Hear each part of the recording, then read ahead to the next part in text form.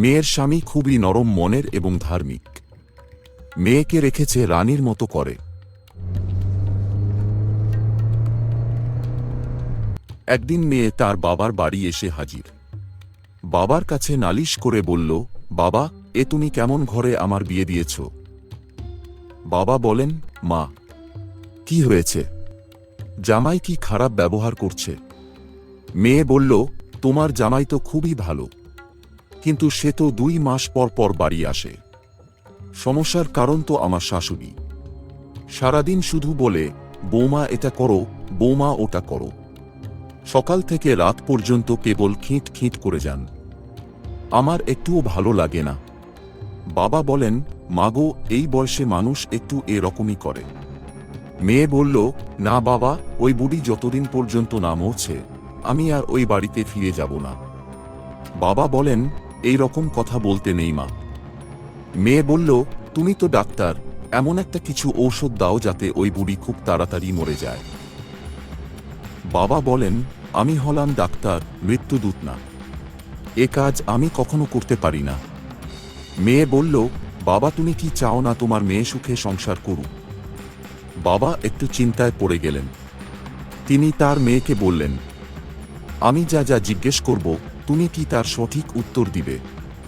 মেয়ে বলল, হ্যাঁ, সত্য ও সঠিক উত্তর দিব। বাবা বলেন, তোমার স্বামীর আচার ব্যবহার কেমন? মেয়ে বলল, অত্যন্ত ভালো। বাবা বলেন, তোমার স্বামী মানুষ হিসেবে কেমন? মেয়ে বলল, খুবই উত্তম। তোমার স্বামী কি তোমার উপর কোনো অত্যাচার করে বা অন্যায়ভাবে কোনো নির্যাতন করে? মেয়ে, অবশ্যই না। আমি তোমাকে প্রথমেই বলেছি, আমার স্বামীর কোনো সমস্যা নয়। আমার স্বামী জগতের সেরা স্বামী। আমি তাকে অনেক পছন্দ করি।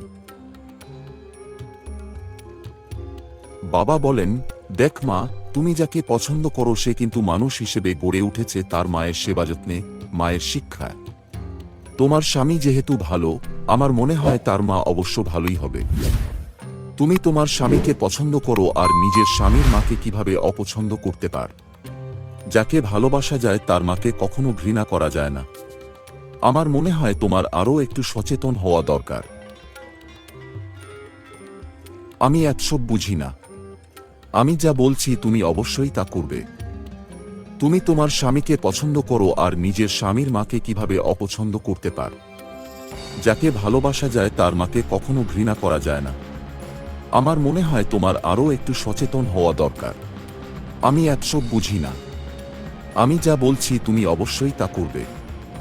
ঠিক আছে মা, তোর মুখের দিকে তাকিয়ে আজ আমি এই কাজ করব।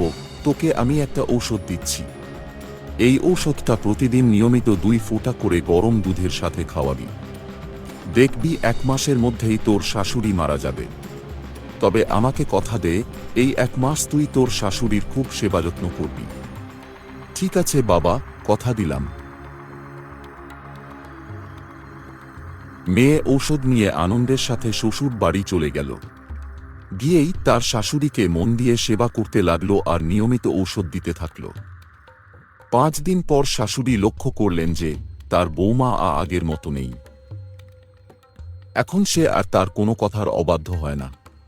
আগের মতো আর তার উপর বিরক্ত হয় না, বরং খুব বেশি করে সেবা করছে।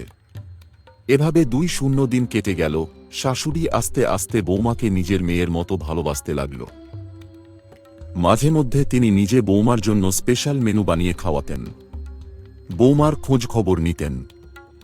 বৌমাকে আর আগের মতো কাজের জন্য ধমকাতেন না, বরং প্রয়োজন হলে কাজটা নিজেই সেরে নিতেন। বৌমার ঘুম ভাঙার অপেক্ষা না করে নিজেই চা বানিয়ে বৌমার কাছে গিয়ে বৌমার ঘুম ভাঙিয়ে তার সামনে চায়ের কাপটা এগিয়ে দিয়ে বলতেন, বৌমা চা খাও, দেখো আমি তোমার জন্য বানিয়েছি। বৌমা বলল, কেন মা, আপনি আমাকে ডাকতে পারতেন তো। কি যে বলো বৌমা, তুমি সারাদিন ধরে এত খেটে আমার সেবা করছো, সংসারের যাবতীয় কাজ করে যাচ্ছ আর আমি এইটুকু করতে পারবো না। এভাবে কেটে গেল 2-7 দিন। বউ শাশুড়ির মনের দূরত্ব কমে গিয়ে এখন তারা মামের মতো সম্পর্ক। তাদের দিন যায় মহাসুখে।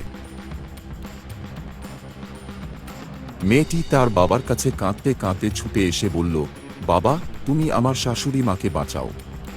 আর মাত্র 2 দিন বাকি।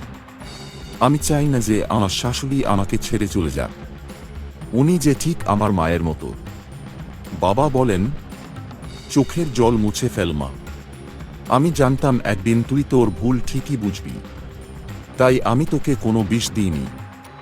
ওই ঔষধে তোর শাশুড়ির কোনো ক্ষতি তো হবেই না, বরং ওই ঔষধ খেলে শরীরের পুষ্টি যোগাবে। যা মা, সুখের সংসার কর। মেয়েটি হাসি মুখে বাবাকে সালাম করে বলল, আই লাভ ইউ বাবা।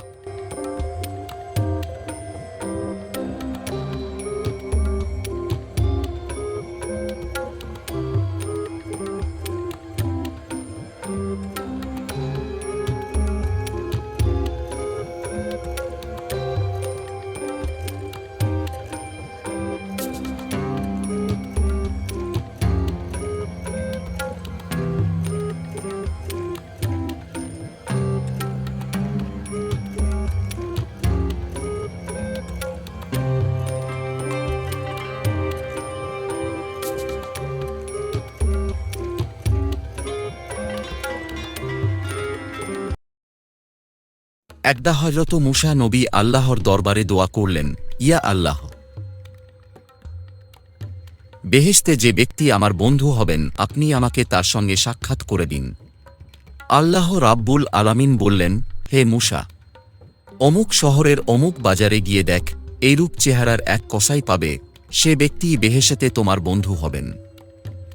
এই নির্দেশ পেয়ে হযরত মূসা নবী বাজারের উদ্দেশ্যে রওনা হলেন এবং যথাসময়ে নির্দিষ্ট স্থানে উপস্থিত হয়ে মাগরিবের নামায়ের সময় পর্যন্ত দাঁড়িয়ে থেকে ওই কসাইয়ের অবস্থা অবলোকন করলেন। তিনি দেখলেন ওই কসাই সন্ধ্যার সময় কিছু গোশত একটি বেগের ভিতরে নিয়ে বাড়ির দিকে রওনা হলেন। হযরত মূসা নবী ওই কসাইকে বললেন, ওহে, তুমি কি আমাকে তোমার বাড়িতে মেহমান হিসেবে নিতে পারো? তিনি বললেন, হ্যাঁ। অতঃপর তিনি তার সঙ্গে তার বাড়িতে গেলেন। ঘরে পৌঁছে কসাই তার গোশতগুলি রান্না করল এবং ঘরের এক স্থানে ছোট্ট একটি থলে হতে কবুতরের বাচ্চার মতো অতি জীর্ণশীর্ণ এক বৃদ্ধাকে বাহির করে চামচের সাহায্যে গোশতের সুরবা তথা জোল খাওয়ালেন। হাত পা মুছে কাপড় চোপড় ধৌয়ে শুকিয়ে দিলেন। সেই বৃদ্ধা অন্য কেউ নন, তিনি হলেন তার মা। বৃদ্ধা মা ঠোঁট নেড়ে অস্পষ্ট স্বরে কি যেন বললেন, তারপর আবার বৃদ্ধা মাকে থলের মধ্যে রেখে একটি পেরেকের সাথে ঝুলে দিলেন। হযরত মূসা নবী লোকটিকে জিজ্ঞেস করলেন, বৃদ্ধা ঠোঁট নেড়ে কি যেন বললেন, তুমি কি তা বুঝতে পেরেছ? তিনি বললেন, বৃদ্ধা তথা আমার মা এই বলে দোয়া করলেন যে, হে আল্লাহ, তুমি আমার পুত্রকে বেহেশতে মূসা নবীর সঙ্গী কর। হযরত মূসা নবী বললেন, এই বিষয়ের তাৎপর্য তো আমি কিছুই বুঝলাম না। তিনি বললেন, ইনি আমার জন্যই। বার্ধক্যের কারণে তিনি এত বেশি দুর্বল। পড়লেন, কোন রকম ওঠা বসা ও চলাফেরা করার শক্তি তার নেই।